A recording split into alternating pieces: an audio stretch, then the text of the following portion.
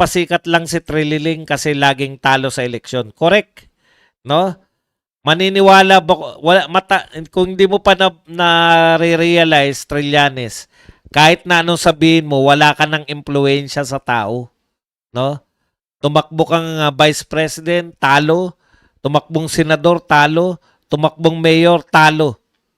So wala ka ng bilang, no? Okay, kasi binulgar ni PRRD na nagnakaw ng tinidor at kutsara. si PRRD ba nagsabi? Kaya pala galit na galit ka eh. Yung binibintang kay Martin Romualdez, male-maleta. Heavy luggage. Sa'yo, kutsara tinidor. Hindi mo ba mas sa totoo, di ba mas nakakahiya yun? Na nakawin kutsara tinidor.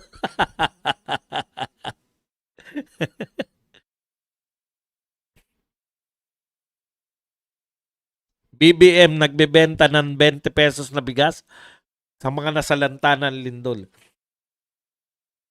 Alam niyo po, baka may magano na naman. May magko-comment na naman sa inyo. Bakit maka-Aimee Marcos ka? Lahat po, marami po tayong pinupuri na hindi Duterte. Di ba? Ayan. Alam po natin na si Aimee Marcos numero 1 mangga yan. Kaya nga mangga tawag natin dyan. Pero hindi naman po porket mangga sila. Hindi na natin gagamitin yung mga sinasabi nila. Dahil sila po, ang impormasyon po nila, person information yan eh. Malalaman ba natin na ang pinag-uusapan nila sa chat group nila paninira sa kapwa senador kung hindi ibubulgar ng senador? Kaya yan po yung silbi nila sa atin, no? Sila po yung person information. Sila po naninira sa mga kalaban natin. Bakit naman hindi natin gagamitin? Si Chavit Singson, pag nagsalita ba ng kasiraan ng mga kalaban natin, hindi natin pipick upin?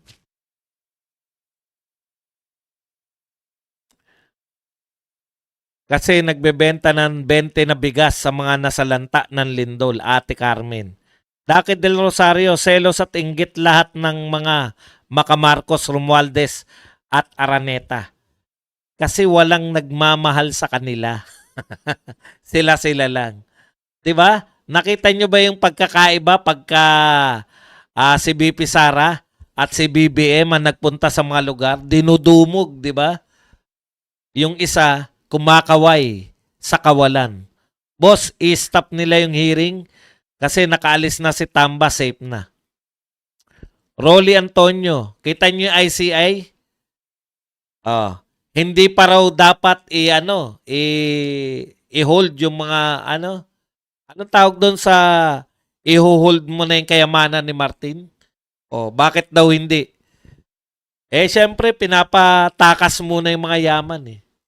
Boss gustong siraan ni Lacson yung mga kasama niyang senador para magmukha siyang magaling at siya lang matino. Kasi ang gusto niya sabihin, hindi ako senador nung mga nagnakaw kayo eh. Dahil po tinanggihan siya ni Tatay Diggs na maging vice president candidate. Like, share pa more po tayo. Thanks po guys. LGO, di ba?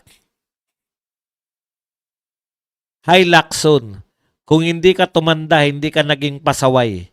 Tomons. Wala nang pondong gobyerno sa calamity kasi inubos na ni Tamba.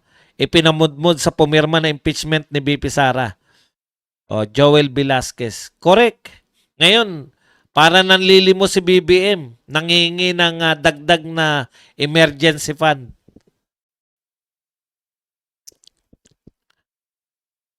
Bisto si Ontiveros na may 3 bilyon na insertion sa 2025 budget, may flood control din. Yung mga walang dungis, nabibisto kayo ngayon. Kaya ayaw nyo nang ayaw nyo na ituloy yung hearing, ha? Galit ang sundalong kanin kasi gustong maging VP ni Digong noong 2016, pero tinanggihan na parang manliligaw na binasted. Grabe ka naman, ligaw lang sa iba. Manligaw ka naman kay Leni Robredo. Dapat freeze na lahat ng account at properties ni Tamba at Saldico. Ayun, yung freeze yung account. Eh wala eh. Kay Saldico lang ang prenis eh. Kay Martin, bawal pa raw i-freeze. Hindi pa nakakakuha. Hindi pa na itatago eh. Boss Bas, ang dami na namang mga keyboard warrior, hindi na tatablan ng mga Duterte sa mga paninira nila. Correct. Pati media, yun yung media masakit eh. Kayo ang pinakamalupit sa lahat eh. Babawasan yung budget ng OBP, isisisi nyo sa OBP, sa kay Sara Duterte. Boss, baka hugas kamay lang si Boy 10K. Alam nyo si Bon 10K, hindi naman po niya inaamin na Duterte siya. Iba naman po yung laro niyan eh. Ang problema, hindi naman siya kasama sa Duterte group. Ang problema lang po, pagka pumapabor po sa atin yung sinasabi, ginagawa, okay lang po yan. Bakit nyo po babanatan? Pag mga hindi naman pabor sa atin, di banatan natin. Ganun lang po ang treatment natin sa kanila. Kaya lang tayo galit na galit kay Tol kasi yun ang mga nag-tridor kay Duterte. Duterte yan eh. Kaya nanalo yan dahil kay Duterte. Ilang beses nang tumakbo yan si Tol eh. Bago siya tumakbo kay Duterte, tsaka lang siya nanalo. Sabi ni Lacson, ang aso at pusa daw maingay. Tama siya, ang aso at pusa maingay kapag may magnanakaw. Bakit hindi mo sabihin yan sa harap ni Marcoleta? Huwag kang mag-alala sa susunod na hearing. Sisitahin ka na naman ni Marcoleta. At alam mo gagawin mo pag sinisita ka? Meeting suspended. Suspended. Tapos pagbalik, ignore mo na si Marcoleta. 'Di ba? Gawain niya yan eh.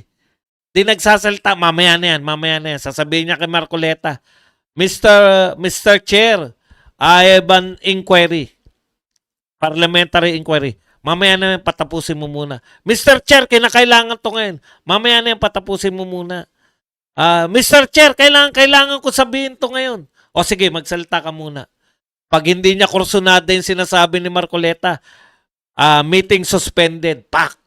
Tapos pag meeting adjourned, pak. Hindi niya na, i-ignore niya na si Marcoleta.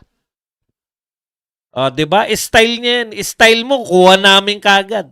Style yan ng mga hindi kayang makipagdebate. Sa mga matitinong tao, debate yan. Tandang-tanda ko si Joker Arroyo. Nung hindi nila masagot si Joker Arroyo sa mga binabanat ni Joker Arroyo, anong sabi niya? That's the recourse of the uninitiated.